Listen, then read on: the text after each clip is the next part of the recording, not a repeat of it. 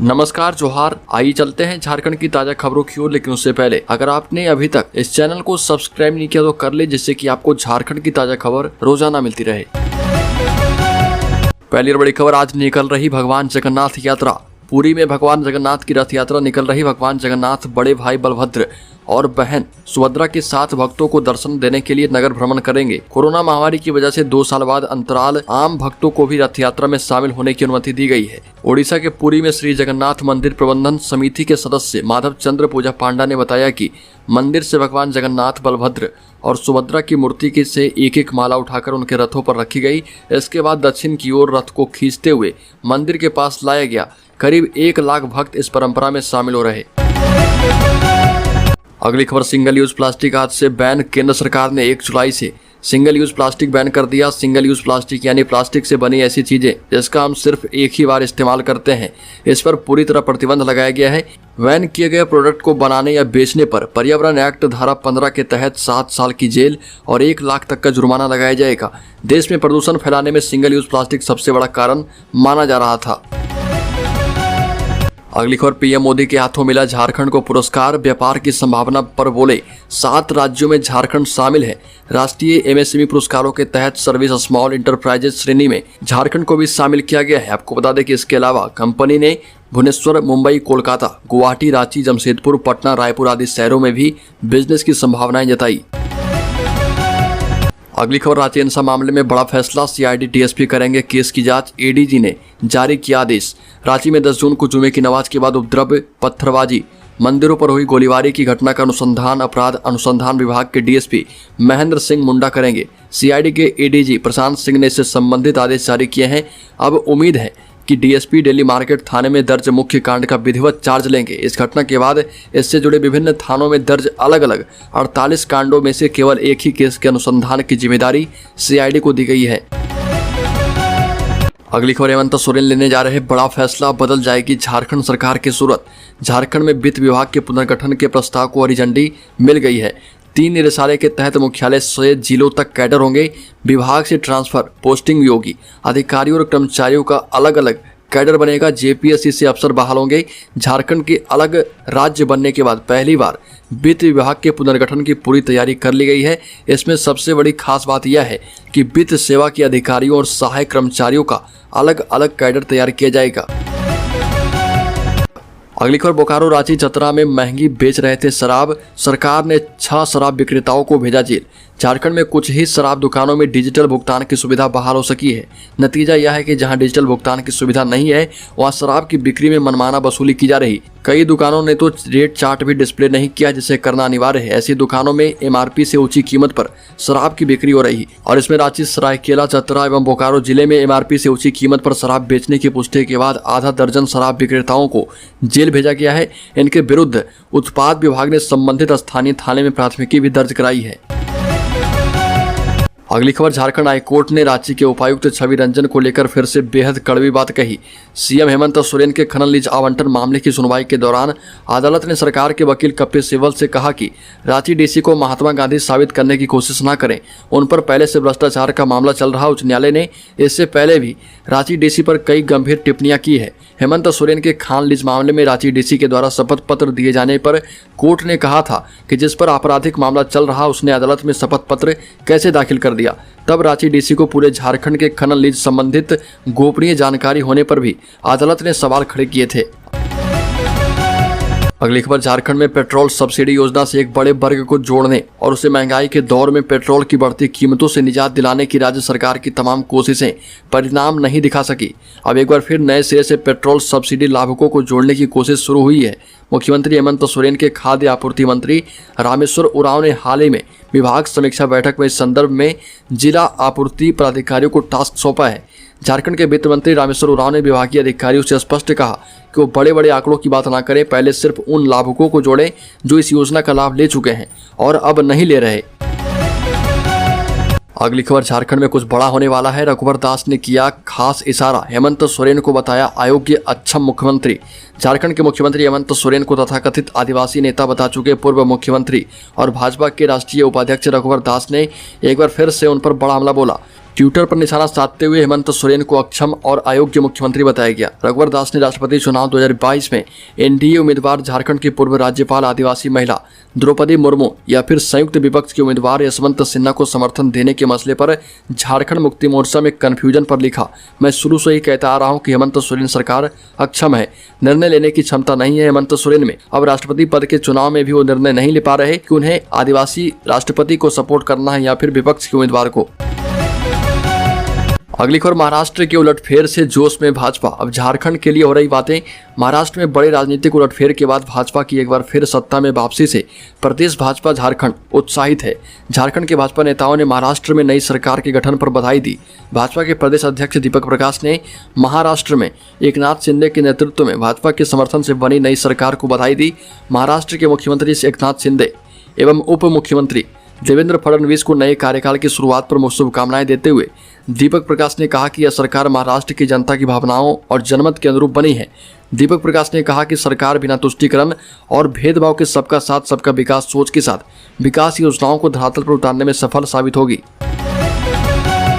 अगली खबर, झारखंड में दूर होगा जिलों का बिजली संकट। कोडरमा प्लांट से आज से मिलेगी पूरी बिजली। 2500 मेगावाट तक बढ़ी डिमांड। आपको बता दें कि राज्य के डीवीसी कमांड एरिया में बिजली संकट जारी है। कोडरमा, बोकारो, गिरिडीह, चतरा, धनबाद, हजारीबाग, रामगढ़ में 12 से 14 घंटे तक लोड शेडिंग से जनजीवन प्रभावित है। डीवीसी बिजली आपूर्ति सामान्य करने की कोशिशों में जुटा है। उम्मीद की जा रही है कि कोडरमा प्लांट से पूर्ण उत्पादन शुरू होते ही इन जिलों में बिजली आपूर्ति सामान्य हो सकेगी। डीवीसी राज्य के 7 जिलों में 500 मेगावाट की नियमित आपूर्ति करती है। 150 मेगावाट की अतिरिक्त आपूर्ति मुख्यमंत्री के आग्रह पर की जा रही। ऐसा इन जिलों में बिजली की बढ़ी हुई मांग को देखते हुए किया गया है और 1 से 1.5 दिनों में ये समस्या समाप्त होगी। अगली खबर, 12 जुलाई को देवघर एयरपोर्ट का उद्घाटन करेंगे पीएम मोदी। बाबा वैद्यनाथ धाम की करेंगे विशेष पूजा अर्चना। आपको बता दें कि प्रधानमंत्री मोदी 12 जुलाई को देवघर आएंगे। इस दौरान बाबा वैद्यनाथ की विशेष पूजा अर्चना करेंगे। इसके बाद इंटरनेशनल एयरपोर्ट का उद्घाटन करेंगे। वहीं देवघर कॉलेज मैदान में जनसभा को भी संबोधित करेंगे। केंद्रीय नागरिक विमान सचिव ने कहा कि एयरपोर्ट उद्घाटन के अगले दिन से यहां से दिल्ली, मुंबई, कोलकाता के लिए उड़ानें भरी जाएगी। अगली खबर, पारा शिक्षकों पर हेमंत सरकार का बड़ा फैसला। जुलाई से मिलेंगे लाभ। आपको बता दें कि आकलन परीक्षा 31 जुलाई तक कर ली जाएगी। आपको बता दें कि इससे पहले प्रतिनिधिमंडल ने शिक्षा सचिव राजेश शर्मा से मिलकर राज्य के पारा शिक्षकों की विभिन्न समस्याओं की जानकारी दी। सचिव ने कहा कि सहायक अध्यापक सेवा शर्त रूल बुक राज्य में पूरी तरह लागू कर दी गई है।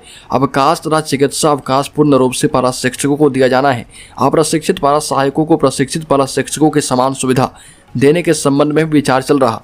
प्रतिनिधिमंडल ने झारखंड शिक्षा परियोजना परिषद के प्रशासकीय प्राधिकारी जयंत मिश्रा से मुलाकात की और प्रतिनिधिमंडल को बताया गया कि पारा शिक्षकों की सेवा पुस्तिका एवं 4% वार्षिक बढ़ोतरी का लाभ जुलाई माह से मिलेगा। अगली खबर, जामताड़ा में हूल दिवस पर स्पीकर ने कहा बुराइयां दूर किए बगैर शोषण मुक्त समाज नहीं बन सकता। झारखंड विधानसभा के स्पीकर महोदय ने कहा कि समाज के अंदर कुछ ऐसी बुराइयां हैं जिन्हें दूर किए बगैर हम लोग शोषण मुक्त और समता मूलक समाज का निर्माण नहीं कर पाएंगे। यह बात जामताड़ा में हूल दिवस के अवसर पर झारखंड विधानसभा अध्यक्ष रविंद्रनाथ महतो ने कही। राज्यवासियों से राज्य के अंदर में व्याप्त बुराई, कुरीति, भ्रष्टाचार और डायन प्रथा से मुक्त होने के लिए एक और हूल का आह्वान किया। अगली खबर, आज से झारखंड के कई इलाकों में होगी झमाझम बरसात। 48 घंटे में मानसून का अनुमान।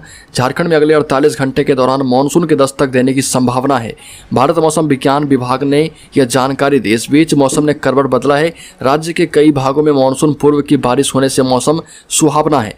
पिछले 3 दिनों में यहाँ के तापमान में लगभग 9 डिग्री सेल्सियस की गिरावट दर्ज की गई।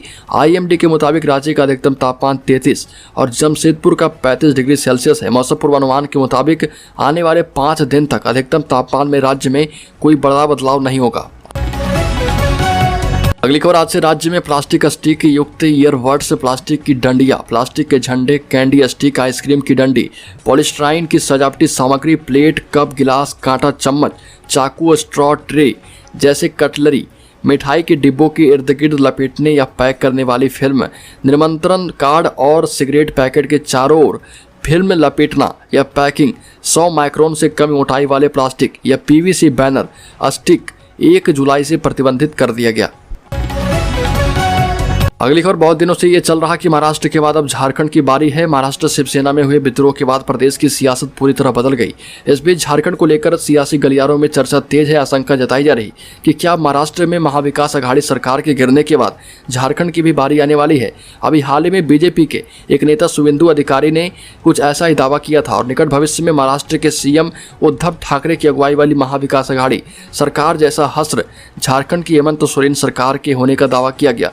इस बात की चर्चा तेज हो गई है कि महाराष्ट्र में कामयाबी मिलने के बाद क्या अब बीजेपी झारखंड मिशन को अंजाम देगी। बीजेपी नेता शुभेंदु अधिकारी ने कहा था कि जिस तरह के हालात महाराष्ट्र में बने हैं, ठीक उसी तरह से झारखंड में भी झारखंड मुक्ति मोर्चा कांग्रेस आरजेडी गठबंधन सरकार की हालत हो जाएगी।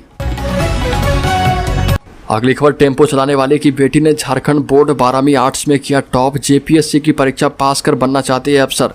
झारखंड बोर्ड इंटर आर्ट्स में स्टेट टॉपर बनने वाली मानसी साहा जेपीएससी की परीक्षा पास करके झारखंड की सेवा करना चाहती है। मानसी को 474 अंक मिले हैं। मूलतः हजारीबाग के दारू अंतर्गत दारू खड़िका की रहने वाली मानसी साहा के पिता हजारीबाग में ही मुर्गी सप्लाई का टेम्पो चलाते हैं। मानसी ने बड़ी बहन मानवी बीए में है, जबकि छोटा भाई मयंक राज अभी स्कूल में पढ़ता है। मानसी के पिता सुरेंद्र कुमार और माता बीना देवी अपने बच्चों को पढ़ाई के लिए हमेशा प्रेरित करती है। अगली खबर, राज्य में 2 साल के बाद आयोजित हो रहे रथ यात्रा के मेले के बीच भगवान जगन्नाथ मौसीवाड़ी आएंगे। बड़ी संख्या में श्रद्धालु अपने रास्तों से रथ को खींचकर धुरवा स्थित मुख्य मंदिर से मौसीवाड़ी तक पहुंचाएंगे। पिछले 2 साल से कोरोना महामारी की वजह से इस मेले का आयोजन नहीं किया गया था। वहीं 10 जुलाई को वापस उन्हें मौसीवाड़ी से मुख्य मंदिर लाया जाएगा। धुरवा में मंदिर के लगभग 1 किलोमीटर इलाके में मेला लगाया गया है, जिसमें तरह तरह झूले और दुकानें भी लगाई गई। पूरी की तर्ज पर होने वाली रथ यात्रा में इस बार पूजा की सबसे बड़ी खासियत नया रथ होगा। इस रथ का निर्माण भुवनेश्वर से आए कारीगरों ने किया। दरअसल 2012 में बना पुराना रथ खराब हो गया था, साथ ही इसकी लकड़ियां भी डैमेज हो गई थी और इस नए रथ का निर्माण किया गया है, जो कि 26 फीट चौड़ाई और 32 फीट लंबाई का है। अगली खबर, मई के मुकाबले जून में 3 गुना केस बढ़े। देश में कोरोना ने मचाया हाहाकार। देश में कोरोना के मामले बढ़ते जा रहे हैं। कोरोना संक्रमण के लिहाज से जून का महीना काफी चिंताजनक है। आपको बता दें कि पिछले 24 घंटे में देश में 17,130 नए मामले सामने आए। 23 संक्रमितों की मौत हो गई, जबकि झारखंड में भी हालात चिंताजनक हैं। और आपको बता दें कि बुधवार को भी 18,819 नए संक्रमित मिले थे। देश में एक्टिव केस 1 लाख के पार जा चुके हैं। अगली खबर, सस्ता हुआ कमर्शियल सिलेंडर कीमत में 198 रुपये की कटौती। 30 दिन के बाद घटे दाम। 1 जुलाई यानी आज से दिल्ली में कमर्शियल एलपीजी सिलेंडर की कीमतों में 198 रुपये की कमी आई है। देश में भी इसी तरह से कीमतें घटी है। 1 जून को कमर्शियल एलपीजी सिलेंडर की कीमतों में 135 रुपये